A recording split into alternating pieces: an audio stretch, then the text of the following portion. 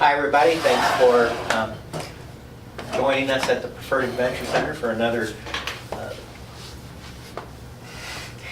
version of Trailblazer Tuesday. Okay, so we've been talking about time management, all right? And what we're going to do today is we're talking about touch it once. Now we've all known these people who, you know, they start a job and then they get interrupted, and then they start a job, and then they go do something else, and they come back to it, and they go, and then at the end of the day, they wonder what they did all day, all right? Well, that's because we didn't touch it once and get it done. Now, sometimes it's not possible, but usually, I shouldn't say usually, but whenever we can, we need to try to touch a job once, all right? Okay. Each interruption of a task makes it take 15 to 20% longer. Doesn't matter what the interruption is. You can decide to do it yourself. It can be somebody else interrupting you. But when you're interrupted, it makes the task take that much longer. And it doesn't matter the length of the interruption. It breaks your concentration and you have to restart. You know, a plane taking off exerts the majority of its fuel efficiency and its energy is way up to get off the ground. And once it's off the ground, it's flying along real well. And every time you do a task, it's something like that. So then when you get interrupted, it's like that plane's landed, now you got to take off again. And you can only imagine, you would never get on a plane. And we all like nonstop flights. None of us wants to go to an airport and restart that trip over and over again. So, but we do it to ourselves on our jobs all the time, all right? Another thing. This is amazing. I had no idea it was this high.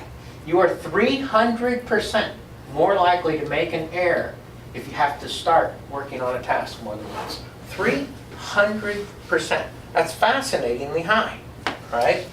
And as we just discussed with the airplane, stopping your momentum. Interruptions, they stop your momentum, they make a task take much, much longer. It's like the domino thing. If you start it, stop it, Things are flowing along real good, and then all at once they get stopped. And it's just not a good thing, right? So, how do we do that? First of all, and I realize that not every job allows this to happen very often, but somehow, if you can work this into your day a little bit, it'll be a huge help.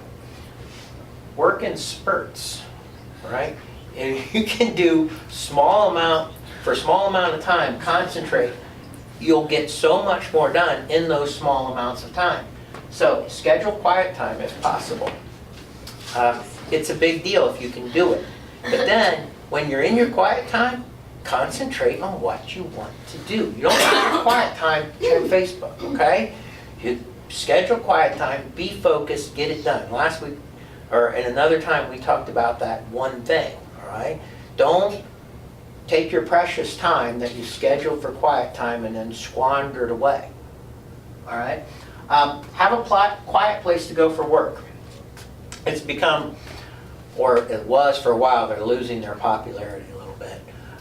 Open floor plans as a businesses to design open floor plans where people can move their desk around and work wherever they want, but they're together because it increases collaboration. And that is definitely true. It does increase collaboration. But what they found was they had to also create places where people could go be by themselves. If people were constantly in that area where they were forced to and could get no privacy whatsoever, and it was chaotic, in other words, people could move their desks, they weren't always beside the same people, and their environment was changing all the time, and it was totally out of their control, they were very unproductive. They would collaborate together well, but they were unproductive. So they needed either a way to establish a little quiet within that environment, or a way to get out of that environment for short periods of time, or sometimes long periods of time to get something done. All right? So if you can find a way to arrange that, that's a big deal. And then the other one is, don't interrupt other people.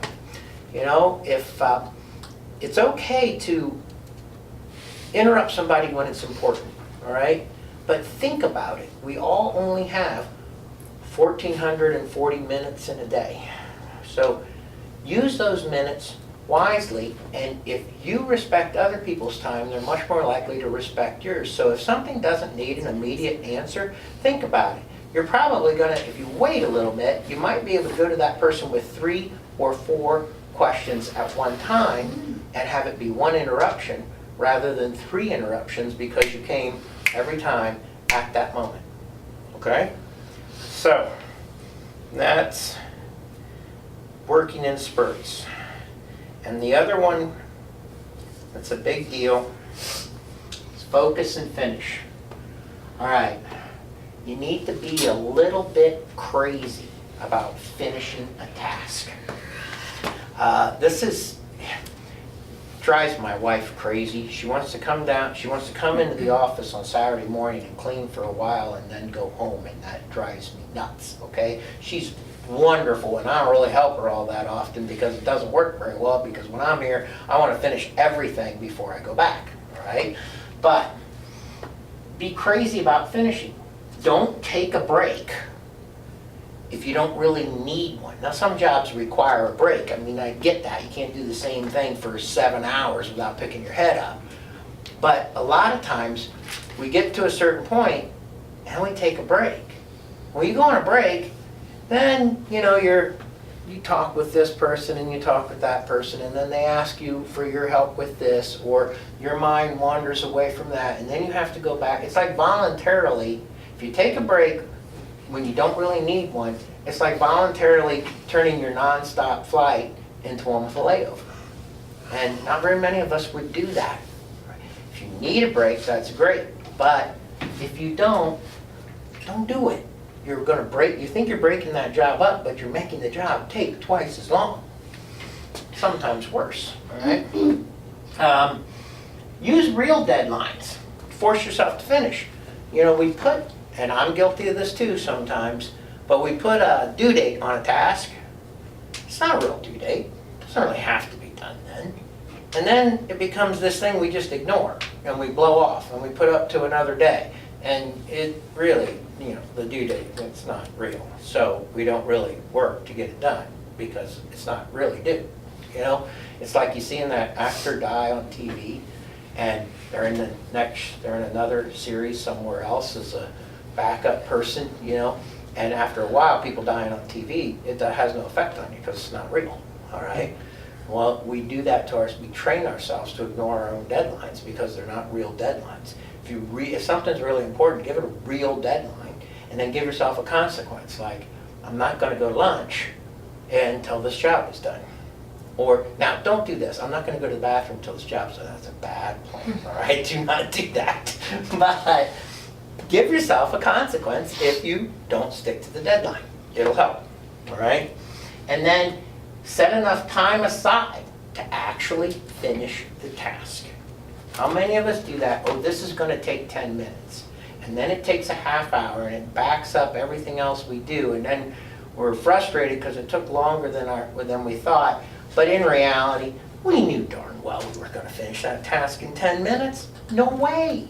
So give yourself enough time, because if you allow for 10 or a half hour to do something, and you actually have it on your schedule, you're going to do this for a half hour, and it happens to take 15 minutes, now you can go take your break, or you can find something else that realistically takes 15 minutes, or you start the next job that you had on your list 15 minutes early, something along those lines. But it's not a disaster at all.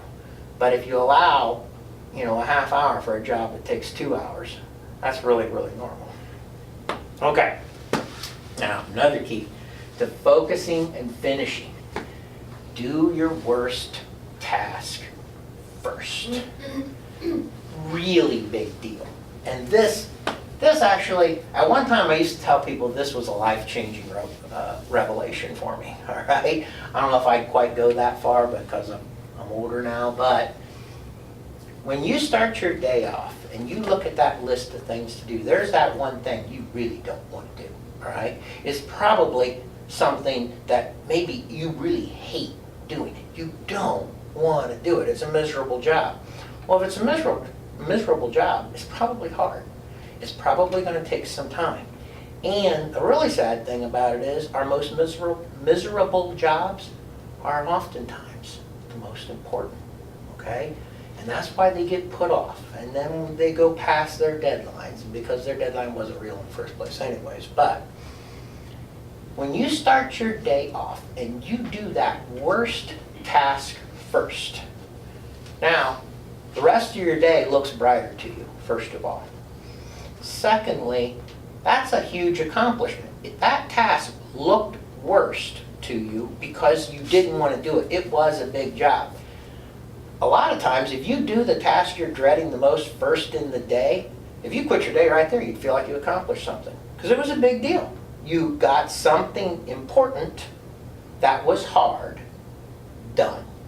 The rest of your day is it's going to coast. You'll have a sense of accomplishment, and what happens is then toward the end of the day, you're getting tired, you're running out of energy, it's time to slow down anyways.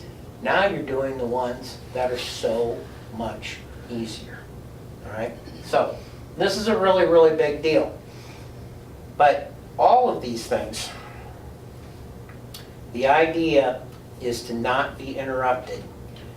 Focus, get something done if you possibly can not be interrupted. But when you focus, you pick up something and you work it till it's finished, you've accomplished something in a much shorter amount of time. And you probably have just made your day a success, even if the rest of the day blows up. Okay, thanks for joining us at the Preferred Adventure Center. And remember, life is never going to be a walk in the park, so don't just go on a walk, go on an adventure.